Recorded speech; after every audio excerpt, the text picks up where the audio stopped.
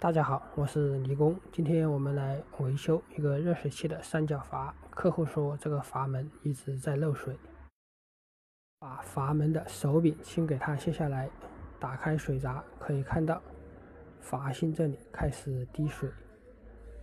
这种情况一般都是阀芯的故障。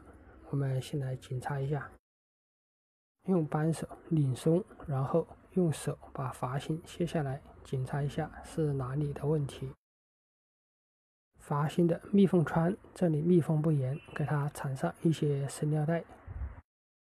缠好生料带以后，把这个阀芯上到这个阀体上面，先用手给它拧紧，用扳手把这个阀芯给它压紧，压2串试一下水，不漏水就可以了。试一下阀门的开关正不正常。打开热水器的水闸，检查一下阀芯还有没有漏水。